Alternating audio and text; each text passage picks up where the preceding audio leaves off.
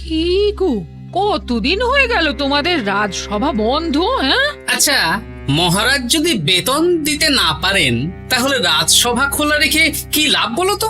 বলি বাড়িতে যা চাল আছে তাতে এক সপ্তাহের বেশি আর রান্না হবে না কিন্তু। হ্যাঁ, সেই জন্যই তো হিসেব করছি। বাড়িতে অপ্রয়োজনীয় যা যা জিনিসপত্র আছে সেসব বেচে দেব। আর বেচার মতো কিছুই নেই গো। দেখো, তুমি সব সময় আমার পরেই খাও, তাই আমাদের একটা করে থালা বাটি বেচে দিলে তো কোনো সমস্যা নেই গিন্নি। এই তোমার মাথা না কাজ করছে না। যাও বাইরে ঘুরে এসো, পারলে বাজার থেকে ধার করে হলেও একটু চাল নিয়ে এসো। দেখি যদি কোনো সহৃদয় ব্যক্তি চাল দেয়।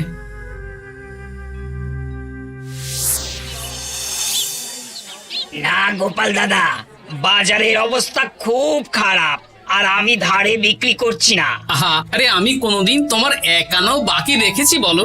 আমি বুঝতে পারছি গোপাল দাদা, কিন্তু আমিও নিরুপায়। গত মাসের বেতন এখনো পাইনি। মহারাজ অনির্দিষ্ট কালের জন্য রাজসভা বন্ধ রেখেছেন। বিশ্বাস করো, বিশ্বাস করো, বেতন পেলেই তোমার ধার আমি মিটিয়ে দেব। এই সপ্তাহ খানেক আগে একই কথা বলে সেনাপতি ধারে 25 কেজি চাল নিয়ে গেছেন। এখন ওনার কোনোই পাত্তা নেই। কি যে করি, কাছের বন্ধু বলতে বিজ্ঞানী আর সভাকবি। দেখি ওদের বাড়িতে একবার ঢুঁ মেরে।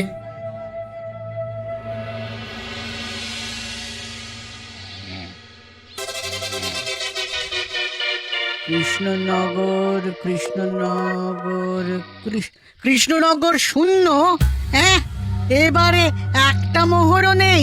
জাহাপানা সর্বনাশ হয়ে গেছে। কি হলো? পালে বাঘ পড়েছে নাকি? এই ঘুমের 12টা বাজিয়ে দিলে। জাহাপানা, এবারে কৃষ্ণনগর থেকে একটা মোহরও খাজনা আসেনি। হ্যাঁ, বলো কি? 1 মাস আগে বাৎসরিক খাজনা দেওয়ার শেষ দিন ছিল, কিন্তু এখনো একটা মোহরও খাজনা আসেনি। না জাহাপানা।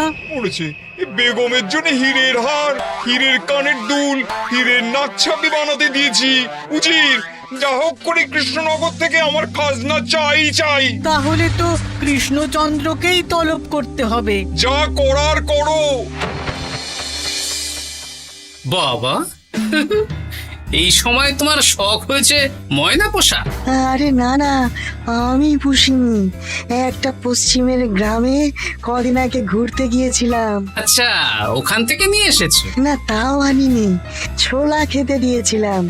দেখি তারপর আমার পিছনে পিছনে উড়ে উড়ে চলে এসেছে। বাবা, বাহ, এ তো ভালো কথা। বিয়ে তো করলে না, তাও একটা সঙ্গী জুটেছে। এ যে সে পাখি নয় গোপাল, এ ময়না কথা বলে, দেখবে। এই ময়না, বলো তো গোপাল এসেছে। আরে বাস, বলো তো গোপালের ভুঁড়ি আছে আমার নেই।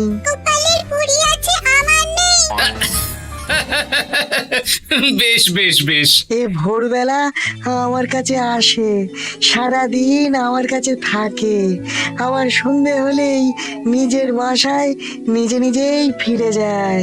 বুদ্ধিমান পাখি। ওই গ্রামে শাখে শাখে ঝাঁকে ঝাঁকে ময়না। বেশ, বুঝলাম। তা বিজ্ঞানী, তোমার কাছে আমি আসলে একটা দরকারে এসেছি। বলো কি দরকার? আসলে ওই টানাটানির সংসার চলছে, বুঝলে। বাড়িতে চাল বাড়ন্ত, কদিন পরে হাঁড়ি চড়বে না। তুমি কিছু পয়সা ধার দিতে পারবে? আরে এমন করে বলছো কেন? আমার তো সংসার নেই, এত খরচও নেই। তুমি বাড়ি যাও, আমি 2 বস্তা চাল পাঠিয়ে দেব। ধন্যবাদ বিজ্ঞানী, তোমার মতো বন্ধু পাওয়া মুশকিল। বন্ধুত্বে এইসব ধন্যবাদ দেওয়ার দরকার নেই, একে অপরের পাশে থাকলেই হলো।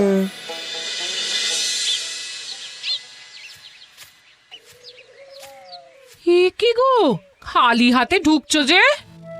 বিজ্ঞানী আমাদের 2 বস্তা চাল পাঠাবে, তাই কিছুটা হলেও চিন্তা কমলো, বুঝলে। ওমা, এই তো সারা বাজার ঘুরে তো ধারে চাল পেলাম না। অগত্যা বিজ্ঞানীর বাড়ি গেলাম। উনি সত্যি তোমার বন্ধু? হ্যাঁ গিন্নি, জানি না কতদিন আমাদের রাজসভার সমস্যাটা চলবে। দেখি অন্য কোনো কাজে লাগতে হবে, বুঝলে। এই দেখো দেখো, যা করে তাড়াতাড়ি তাড়াতাড়ি করো, এভাবে তো আর চলতে পারে না গো।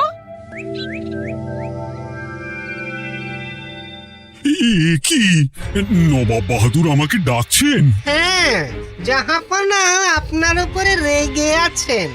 অতি সত্বর আপনাকে দেখা করতে বলেছেন। এবারে চাষাবাদের মন্দার কারণে রাজস্ব আদায় তেমন ভালো হয়নি, তাই খাজনা পাঠাতে পারিনি। আর কিছুদিন অপেক্ষা করতে বলুন, আমি ঠিক খাজনা পাঠিয়ে দেব। এখন আর খাজনা নিয়ে কথা বলবেন কিনা জানি না।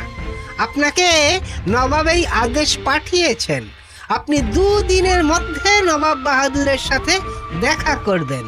আচ্ছা ঠিক আছে।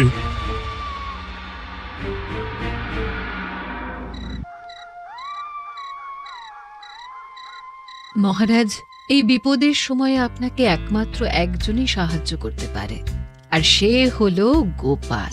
আমি কোন মুখে গোপালকে ডাকবো বলো তো রানী? দীর্ঘদিন ওদের বেতন দিতে পারছি না। গোপাল এরকম স্বার্থপর মানুষই নয় যে নিজের কাজের সময় কাজী আর কাজ ফুরলে বাজি হয়ে যাবে। আপনি একবার বলেই দেখুন না। বেশ, তাহলে আগামীকাল সকালেই গোপালকে ডেকে পাঠাচ্ছি।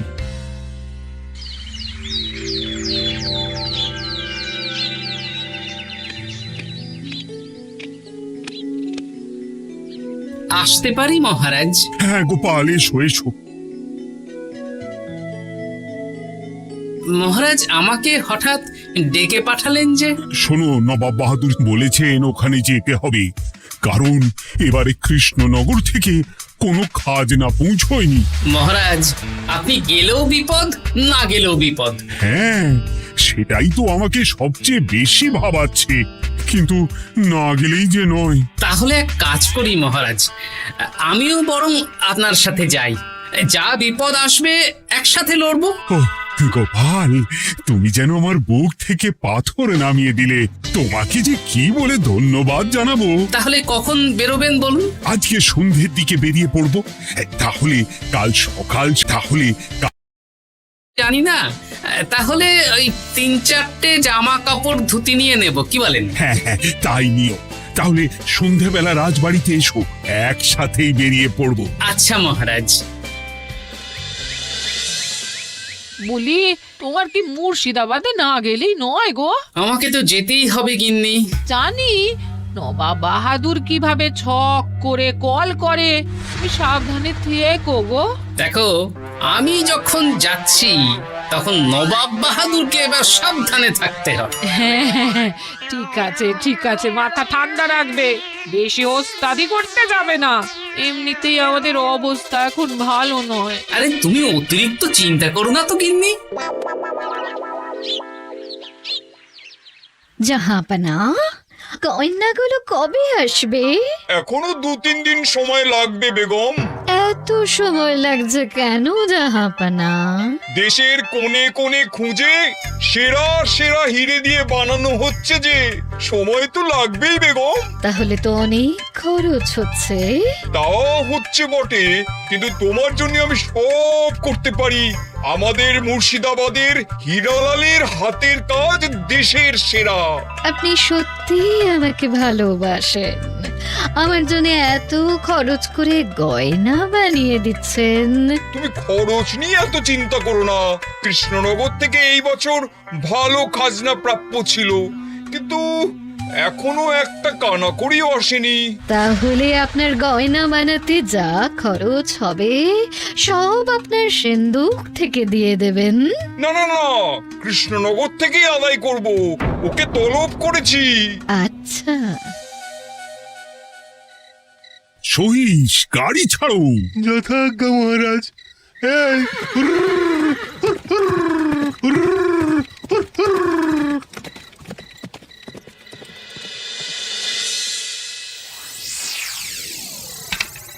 এত রাতে আবার কে এলো রে বাবা?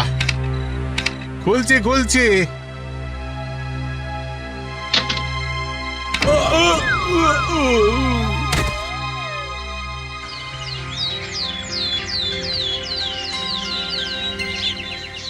সর্বনাশ হয়ে গেছে জাহাপানা। কি হয়েছে হীরালাল? নবাব বাহাদুর, মহারাজ কৃষ্ণচন্দ্র আর গোপাল এসেছেন আপনার সাথে দেখা করতে। ওদের দরবারে আসতে বলো। হ্যাঁ, এবার বলো হীরালাল, কি হয়েছে? এই তোমার মাথায় পট্টি কেন? জাহাপানা, গত রাতে আমার সর্বস্ব লুট হয়ে গেছে। বলো কি হীরালাল? তোমার কাছেই তো বেগমের হীরের সব গয়নাগাটি বানাতে দিয়েছিলাম। হ্যাঁ জাহাপানা, সব গেছে। আমার মাথায় মেরে সব লুট করে নিয়ে গেছে। এবার আমি কি করব জাহাপানা? বেগম সাহেবা, আপনার গয়না যে হীরালাল শেখরার কাছে জাহাপনা বানাতে দিয়েছিলেন, ওনার সব লুট হয়ে গেছে। মানে? আমি এক্ষুনি নিজের কানে শুনে এলাম, এখন হীরালাল শেখরা এসেছে। আমি এক্ষুনি যাচ্ছি। কি করব জাহাপানা? আমার তো সব শেষ হয়ে গেল। আমি কোনো কথা শুনতে চাই না, আমার ওই হীরের গয়নাগুলো চাই। চাই বললেই তো পেয়ে যাবে না। এখন এই গয়না শুধু নয়, হীরালালের সব সোনা দানা চুরি হয়ে গেছে। সেগুলো খুঁজে পেতে হবে। বিগত কয়েক বছর আমার মুর্শিদাবাদে কোনো চুরি ডাকাতি হয়নি। প্রত্যেকটা গ্রামবাসী সুখে শান্তিতে আছে। বাইরের কোনো শত্রু আসারও সুযোগ নেই। গ্রামের সীমানায় দিন রাত প্রহরী থাকে। যদি এসেও থাকে, পালাতে পারবে না। এবারে তাহলে চোরটা কে বুঝবো কি করে? এসব সামান্য চোর ধরার কাজ আমার কাছে নস্যি। জাহাপনা, আপনি যদি কৃষ্ণনগরের এবছরের খাজনা মকুব করে দেন, তাহলে আমি চোর ধরার ক্ষেত্রে সাহায্য করতে পারি। ঠিক আছে কৃষ্ণচন্দ্র, তোমার এই গোপাল যদি চোর ধরে দিতে পারে, তাহলে এবছরের খাজনা মুকুব। আগে আমি ওই শেখরার সাথে একান্তে কিছু কথা বলতে চাই। বেশ, প্রহরী প্রহরী, তুমি গোপাল আর শেখরাকে একটা ঘরে নিয়ে যাও। আসুন। এবার আপনি চুরির ঘটনাটা বলুন। চুরি না, ডাকাতি। সে যাই হোক, বলুন বলুন। গতকাল রাতে, তারপর সকালে জ্ঞান ফিরে ঘরে গিয়ে দেখি সব ফাঁকা। আমার ঘরের সাথেই লাগোয়া দোকান।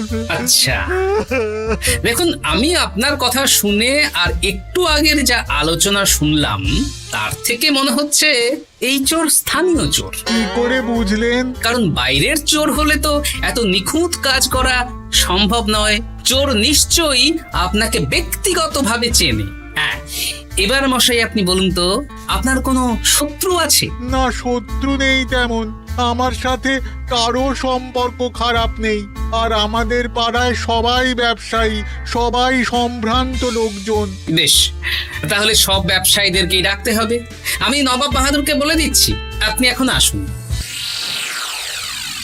নবাব বাহাদুর, আপনি ওই গ্রামের সকল ব্যবসায়ীদের আপনার মহলে ডাকার ব্যবস্থা করুন। সবাই কিন্তু বেশ সম্ভ্রান্ত ব্যবসায়ী। সে হোক না, ওই গ্রামে তো সবাই ব্যবসায়ী, আর বাইরের কোনো লোক গ্রামে ঢোকেনি বা বাইরেও যায়নি। তাই যদি কেউ চোর থেকে থাকে, তাহলে ওই ব্যবসায়ীদের মধ্যেই আছে। বেশ, আমি সবাইকে আমার মহলে নিয়ে আসার ব্যবস্থা করছি। আর একটা ফাঁকা বড় ঘর চাই, যেখানে চোর ধরার পরীক্ষা হবে। আর সেই ঘরে আমাদের কৃষ্ণনগরের ঘোড়া চোর ধরবে। হ্যাঁ, ঘোড়া চোর ধরবে? হ্যাঁ, যে ঘোড়ার গাড়িতে আমরা এসেছি সেই ঘোড়া। যদি চোর না ধরতে পারো, তাহলে পুরো খাজনা তো গায়ের জোরে নেব, সাথে সাথে কৃষ্ণনগরটাও কেড়ে নেবো। আমার উপর একটু ভরসা রাখুন নবাব বাহাদুর, আর যা বললাম করুন। বেশ, শুনুন, এই ঘরে আমার এক প্রিয় ঘোড়া আছে, আর সামনে একটা বালতিতে ছোলা সেদ্ধ রাখা আছে। আপনারা সকল ব্যবসায়ীগণ একে একে যাবেন, দরজা ভিতর থেকে বন্ধ করবেন, আর ঘোড়াকে এক মুঠো করে ছোলা খাইয়ে ফিরে আসবেন। তারপর কি বাড়ি চলে যাব? না, সবার ছোলা খাওয়ানো হয়ে গেলে আমি ঘোড়ার কাছে যাব, আর ঘোড়া কানে কানে আমাকে বলে দেবে কে চোর। তাহলে আর দেরি কেন? সবাই একে একে যাও।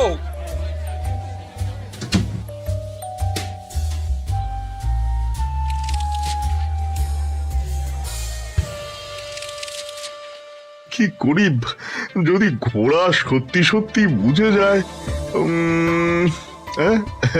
ছোলা খাওয়াবোই না।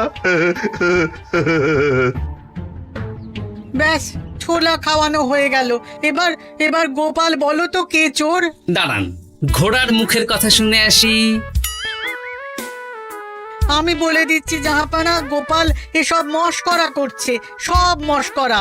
ঘোড়া বলে দিয়েছে কে চোর। বলো গোপাল, কে চোর? তার আগে সকল ব্যবসায়ীর হাত দেখে আমি পরীক্ষা করতে চাই। সে দেখো, কিন্তু বলো কে চোর? দেখি দেখি, না দেখি আপনারটা, না আপনিও না, না আপনিও না।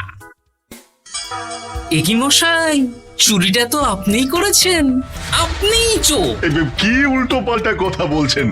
আমি চুরি করিনি। হ্যাঁ, আপনিই চুরি করেছেন, তাই ভয়ে ঘোড়াকে ছোলা খাওয়াননি। কারণ আমি ছোলার মধ্যে রান্নার হলুদ গুঁড়ো মিশিয়ে রেখেছিলাম, তাই যারা যারা ঘোড়াকে ছোলা খাইয়েছেন সবার হাতেই হলুদ রং লেগে আছে। শুধু ওর হাতে নেই। ভাই, শেষে তুই? তোর মনে মনে এত হিংসা? ভাই মানে? আরে ও তো আমার খুড়তো ভাই পান্নালাল, ওরও সোনা গয়নার ব্যবসা। ব্যাস, এবার তাহলে বলেই দিন পুরো ব্যাপারটা, কারণ এখান থেকে পালানোর কোনো পথ নেই। ভুল হয়ে গেছে জাহাপনা, আমার দাদা আমার থেকে অনেক বেশি রোজগার করতো, তাই আমার মনে মনে হিংসে ছিল। তারপর বেগম সাহেব আর হীরের গয়না বানানোর এত বড় বায়না পেল, তাই হিংসা আরো বেড়ে গেল। আর তুই চুরি করলি? চুরির সব জিনিস কোথায় আছে? আমার বাড়িতেই আছে জাহাপনা। সাব্বাস গোপাল, সাব্বাস, তোমার কি বুদ্ধি! তাহলে জাহাপানা, কথা মতন আমাদের এই বছর তাহলে খাজনা দিতে হচ্ছে না। না, কথা যখন দিয়েছি তখন আমি তো আর কথার খেলাপ করতে পারি না। আচ্ছা গোপাল, তোমার তো এত বুদ্ধি, আমার একটা শখ পূরণ করতে পারবে? কি শখ বলুন নবাব বাহাদুর। আমার অনেক দিনের ইচ্ছে একটা হাওয়া মহল বানাবো, কিন্তু ঘরামি রাজমিস্ত্রি কেউই বানাতে পারবে না বলছে। তুমি কি বানিয়ে দিতে পারবে? আগে পারবো জাহাপনা, কিন্তু তার বদলে আমি কি পাবো? আগামী 5 বছর কৃষ্ণনগরের খাজনা মুকুব, আর তোমাকে আমি 100 মোহর উপহার দেবো। বেশ, তাহলে আপনি আমাকে দিন 7 সময় দিন, আর 7 দিন পরে আমার বাড়ির সামনে চলে আসুন। হাওয়া মহল বানিয়ে রাখবো, আপনি নিয়ে যাবেন। বেশ, তাহলে 7 দিন পরে কৃষ্ণনগরে দেখা হচ্ছে। যদি না বানাতে পারো তাহলে কিন্তু আগামী 5 বছর কৃষ্ণনগরকে দ্বিগুণ খাজনা দিতে হবে, এই আমি বলে দিলাম। বেশ, রাজি।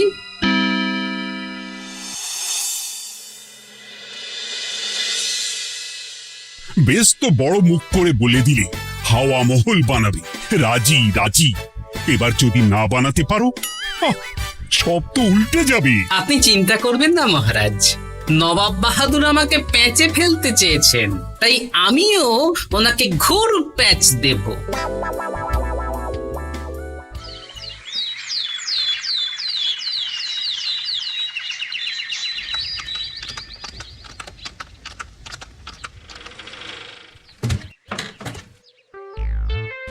কি গোপাল, আরে কোথায় আমার হাওয়া মহল? 7 দিন হয়ে গেছে তো, তাই মহল দেখতে চলে এলাম। কাজ একদম শেষ পর্যায়ে, চলুন পশ্চিমের মাঠে চলুন। গিন্নি, তুমি মহারাজকে খবর দাও আর বলো পশ্চিমের মাঠে চলে আসতে। আরে তাড়াতাড়ি কর, তাড়াতাড়ি কর। ওই দেখুন, আপনার হাওয়া মহল তৈরি হয়ে গেছে। কই? ওপরে দেখুন। ওরে, নবাবের হাওয়া মহল বলে কথা, ইট কথা হয়ে গেছে। এবার রং কর, রং কর। হাওয়া মহল রং করছি তো, এত তাড়া দিস না। আরে তাড়াতাড়ি কর, তাড়াতাড়ি কর। আরে এসব আবার কি? ময়না পাখি হাওয়া মহল তৈরি করছে? হ্যাঁ, হাওয়া মহল তো, তাই হাওয়াতেই তৈরি হচ্ছে। হাওয়া তো আর চোখে দেখা যায় না। আমি তৈরি করিয়ে দিয়েছি, এবার জাহাপনা আপনি নিয়ে যান। হয়ে গেল, এবারেও গোপাল দাও মেরে দিল। মানে আমি কি করে? সে তো জানি না জাহাপনা, আপনি বলেছিলেন হাওয়া মহল বানিয়ে দিতে হবে, আর আমি আপনার আবদার পূরণ করেছি। এখন আগামী 5 বছর আমরা খাজনা মুক্ত। সাব্বাস গোপাল। ওরে রংটা ভালো করে কর, ভালো করে কর, নবাবের হাওয়া মহল। গোপাল, তুমি সত্যিই বুদ্ধিমান, তোমার বুদ্ধির জবাব নেই। শোনো, আগামী 5 বছর কৃষ্ণনগরের খাজনা মুকুব, আর এই নাও তোমার 100 মোহর উপহার। এবার বলো, তুমি এই অসম্ভবকে সম্ভব করলে কি করে? আমি বুঝতেই পেরেছিলাম, আপনার মুর্শিদাবাদের চোর ধরার পরে আপনি আমাকে যখন হাওয়া মহল বানাতে বললেন, তখন নিশ্চয়ই কোনো উদ্দেশ্য আছে। কারণ আপনি তো মন থেকে চাননি যে খাজনা না দিয়ে আমরা মুক্তি পাই। তাই গোপাল এই চালটা চাললো। যদিও আমি গোপালকে একটু সাহায্য করেছি। কিরকম সাহায্য? কদিন আগে আমি বিজ্ঞানীর ঘরে গিয়ে দেখি একটা ময়না হুবহু মানুষের মতন কথা বলছে, আর বিজ্ঞানী বলল এরকম অনেক ময়না পাখি আছে। ব্যাস, এই 1 সপ্তাহ ধরে আমি ময়নাগুলোকে বিভিন্ন বুলি শেখালাম, আর ওরা সেগুলোই বলে চলেছে। নয়, হ্যাঁ। ওরে রংটা ভালো করে কর, ভালো করে কর, নবাবের হাওয়া মহল। মহারাজ, 100 মোহর আপনি রাখুন। আমাদের সব সভাসদদের এই মোহর থেকেই আপাতত বেতন দিয়ে রাজসভা শুরু করুন। ধন্যবাদ গোপাল, তোমাকে আমার সভাসদ পেয়ে আমরা সবাই ধন্য। আর বিজ্ঞানীকেও।